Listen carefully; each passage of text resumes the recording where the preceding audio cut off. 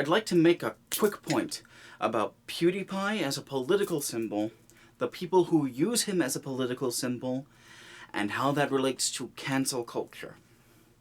Strap yourselves in, this is gonna be a wild ride. So I think the first thing you need to understand to know where I'm coming from, to understand where I'm coming from, is that Pewdiepie is not a political actor in any meaningful sense. Pewdiepie is not a politician. Pewdiepie is not a lobbyist. Pewdiepie is not a government officer in any capacity. Pewdiepie does not have the power to draft legislation, to enforce legislation, or to coerce people any more than any other average person does. Furthermore, Pewdiepie only seems to make political statements on accident. I mean, yeah, he had Ben Shapiro on his show, but both of them share a large audience. And there are those times that he bolsters fascists, but that seems to be mostly incidental, at least by his account. And, like, he makes racist epithets, he shouts racism at people, but, like, I don't know that he sees that as political exactly. By Felix's account, a lot of the things that I would describe as being political statements, like the time he dressed up in full Nazi regalia, or some of the anti-Semitic statements that he said, were examples of edgy humor, not political statements. And by his own account, he's also moved away from that specifically because he doesn't want to be mistaken for making a political statement in that capacity. And maybe this is just my own read on the situation, but like, you could charitably describe Felix as being politically fucking illiterate. Felix has no understanding how politics works, and he does not want to have any understanding about how politics works. That isn't to say that Felix is stupid. You don't get to be the #1 person on YouTube. You don't get to have a brand as successful and well-known as Pewdiepie without hard work and intelligence. That's just to say that Felix doesn't know the first thing about politics. Which plenty of people don't know about politics. Politics is fucking complicated. I barely understand politics, and I've been studying it for years. Okay, all that is nice, but it still kind of begs the question, doesn't it? Like, if Pewdiepie as a brand is explicitly non-political or apolitical, then why does it keep getting brought up in conversations about politics?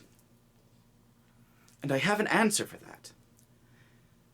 Pewdiepie is being used as a political symbol by people on the right. Fascism is not fun.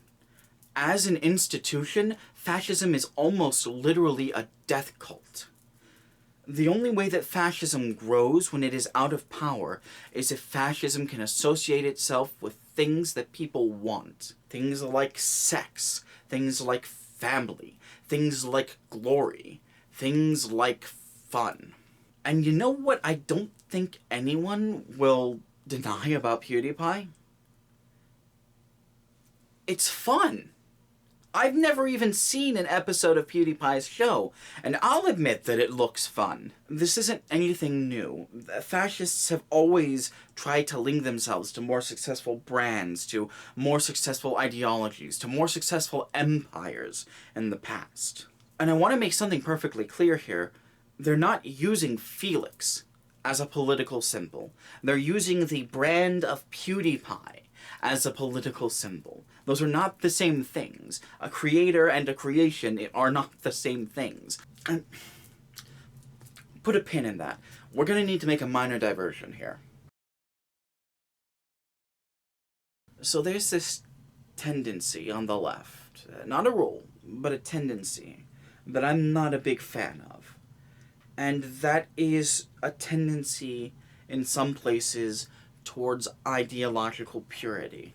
There is a very loud, very obnoxious minority of people for whom having leftist positions is not enough, for whom supporting oppressed people is not enough, for whom having these positions for a great period of time is not enough, and for whom even feigning to have any other position, even feigning to have done any other thing, is an unforgivable offense. The reasons for this are complicated. There's a very reasonable fear and a very long history of leftist movements being infiltrated by fascists and just regular old police. And there's a long history of leftist ideas being misunderstood and demonized, one that goes on to this day. I should make a video about that. I should have made a video about that. Shit! In some places, especially online, saying the wrong thing, holding the wrong beliefs, can have you delegitimized in your community as a political actor. In some places, they go as extreme as to have you thrown out of a community for comparatively minor slights. This process of finding people who could be harmful and excising them from the community is colloquially called cancel culture. It's bad. It's pretty bad, and it's bad for a lot of reasons. First off, you're dividing the left, and that's never a good thing. But before we talk about why it's bad, we should talk more about what it is using actual fucking examples. So, describing something as having made you feel something. For example, having made you feel bad is not cancel culture. Leveling legitimate criticisms at something is not cancel culture. Saying, for example, that Natalie Wynn made you feel delegitimized is not cancel culture. That's constructive criticism and informing her that she might have made a slip-up. Saying that Natalie Wynn explicitly targeted you and people like you for persecution and that she needs to be excluded from leftist spaces because of this, that's cancel culture. Saying that H-Bomber-Guy's Donkey Kong stream, while very positive overall, was a little bit self-indulgent and should probably be understood as a positive example of spectacle, isn't cancel culture. That's being able to analyze and understand the effect that something has, while potentially being able to improve upon it in the future. Saying that H-Bomber-Guy not only did not do enough for trans people, but that he clearly has no intention of doing anything for trans people beyond playing Donkey Kong, that's cancel culture. Having personal reservations about certain people, let's use Dusty Smith as an example, who have made gross statements in the past, while acknowledging that not only are these people working to improve their own outlooks, but are working to keep other people from falling into the traps that they fall into themselves, that's not cancel culture. That's something I do myself. There's a reason I use Dusty Smith as an example. Seeing that because of those gross statements, and because of beliefs that they have expressed in the past but have clearly abandoned that those people should never be included in leftist spaces, that's cancel culture. Excluding people from leftist spaces because they enjoy these people's content as entertainment, because they maybe take something positive from it, that's cancel culture. There's a lot to say about this, but there's a specific point that I wanted to talk about in this video, and that is that there's this inference on the part of the people who participate in cancel culture that the people who provoked their ire have targeted them specifically and deliberately. That it was intended, the people who provoked their ire intended to do harm to them. That's the reason for excluding them from leftist circles. The problem isn't just that that kind of conclusion is almost always unwarranted. The problem is that it's used to exclude people, including people who've been on the right, have seen how shitty it is and want to go somewhere else, and people on the left who are vehemently opposed to the kind of draconian legislation that lets fascists come into power. And that brings us back to Pewdiepie. This is the real complex stuff here. Strap yourselves in. So the use of Pewdiepie as a political symbol is not about Pewdiepie. It is about the right wanting to take over as much space on the internet as possible. I've talked about this in the past too. Fascists and fascist-adjacent people only continue to have power in some spaces by shouting down the competition. And just a brief sidebar here, I'm not going to sit here and tell you that Felix hasn't profited from his association with fascists and fascist-adjacent people. But what I will tell you is that he is replaceable. This is why it's important to clarify that Felix is not a political figure. Felix does not have power. PewDiePie, Felix's image, has power, and he has that power irrespective of Felix or his own feelings. This is what people like me mean when we say that the problem isn't PewDiePie, it's the system. PewDiePie is being singled out because he's the guy on top of the pile, but if it wasn't him, it would probably be someone else. I said earlier that fascists and fascist-adjacent people require something other than the ideology of their death cult to draw people in, but I don't think I explicitly mentioned that that thing can come from someone other than a fascist. In some cases, this can create two very specific problems for anti-fascists like myself. The first is that people will come to identify with the thing that fascists have appropriated. Second, when people like me become aware that something is being appropriated by fascists, or being used as a fascist dog whistle, the fascists can say that we are attacking that thing that people are identifying with. This is probably going to be the contentious part of the thing.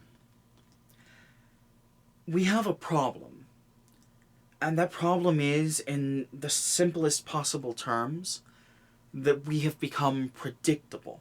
Fascists, fascist-adjacent people, and just other assorted cretins can say something outrageous, can expect opposition and attention, and can use that to their advantage. Whether that's spreading their brand, whether that's spreading misinformation, whether that's immediately backpedaling and making the other person look foolish, or some combination of the above. I've been vaguely aware of this since at least late 2017.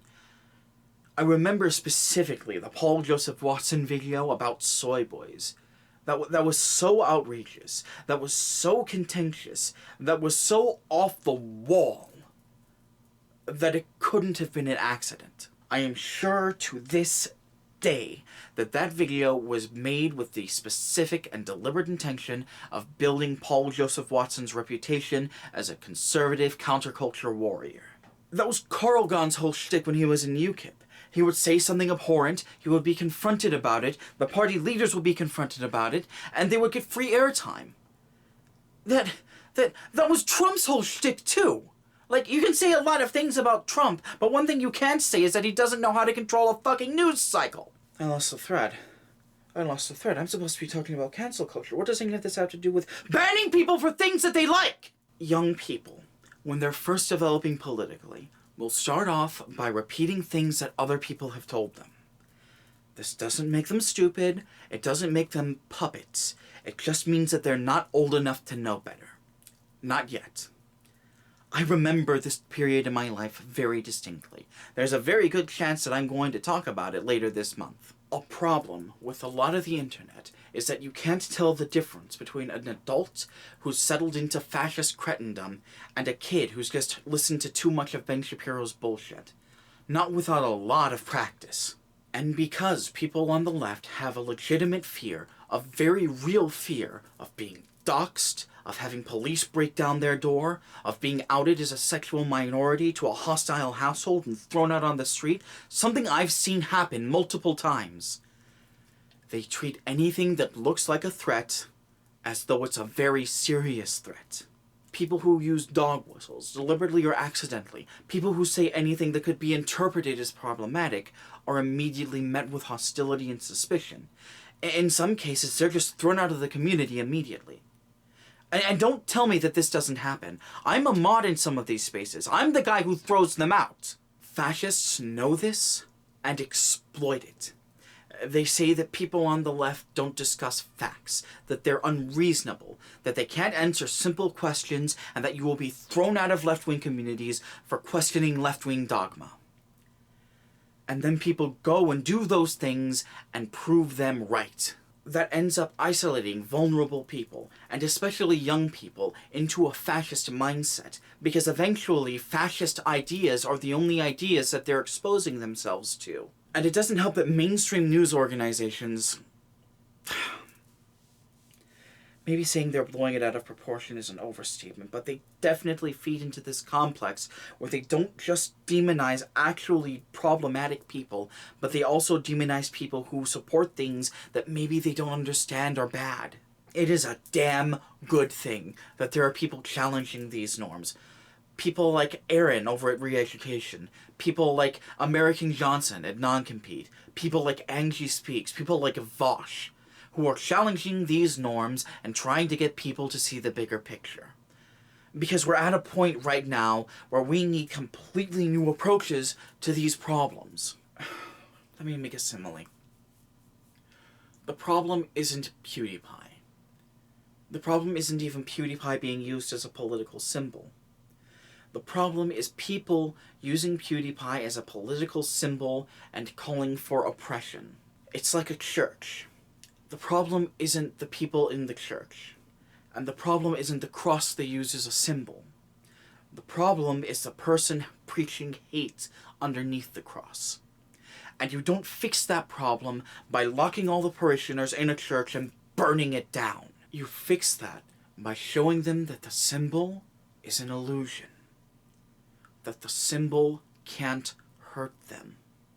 And that anyone who says that they can is lying to them, is using them as a weapon. Because the people following that symbol, whether that symbol be God, or Trump, or Ben Shapiro, or Pewdiepie, those are the people who are being taken advantage of. And those are the people that we ought to be trying to help. And right now we're failing in that. Yeah, look at me, I want to invite misanthropes and teenagers into left-wing spaces so they can make fun of everyone. It's a perfect plan, no chance of failure.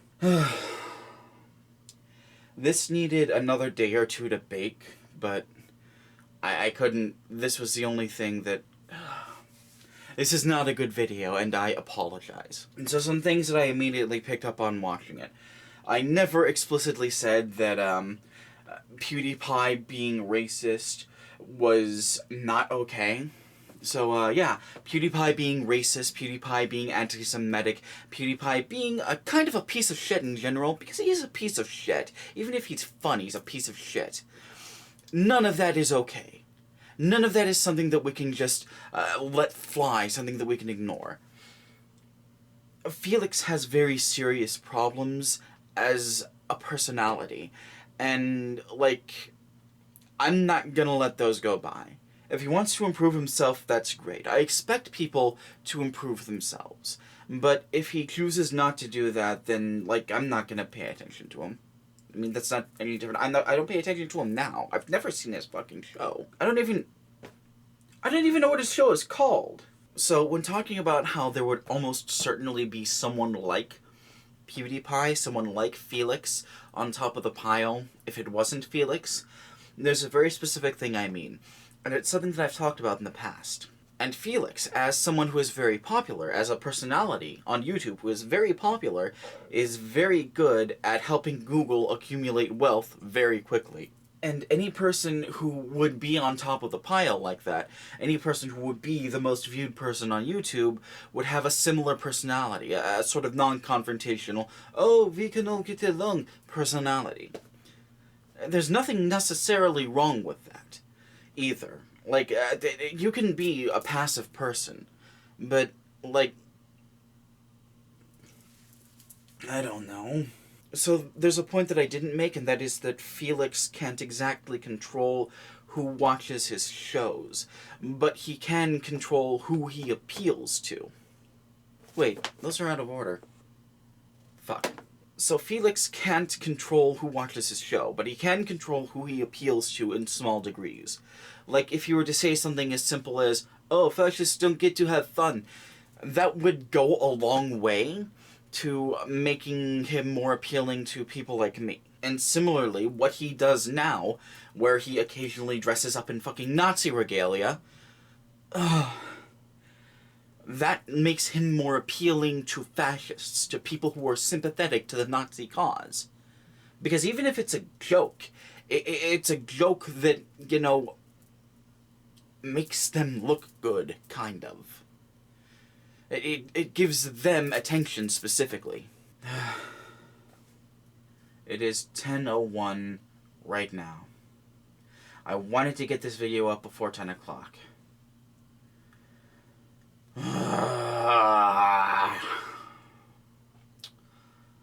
Thankfully, I'm all stayed out. I'm fucking exhausted, too. I'm going to keep the poll with the options for what you might want me to talk about up until Friday of next week, but I suspect that the video that I'll be doing is the one on intersectionality. That's the one that's ahead in the poll right now. I'm going to gently remind people who don't think that this video I just made is a fucking train wreck, which you're completely right to do if you... I think this is a fucking train wreck, and I just edited this thing. I do have a Ko-Fi if you want to give me a little bit of money. You don't have to. I'm gonna keep making videos, and I promise they won't be as bad as this. But it would help with bills, it would help me get more fucking soda. You'd be buying me a soda. And I would appreciate that. This has been a long day. I'm gonna go to sleep. I'm gonna finish this and go to sleep. So, until we get there, take care of yourselves, alright? I can't even smile, it's such a bad video.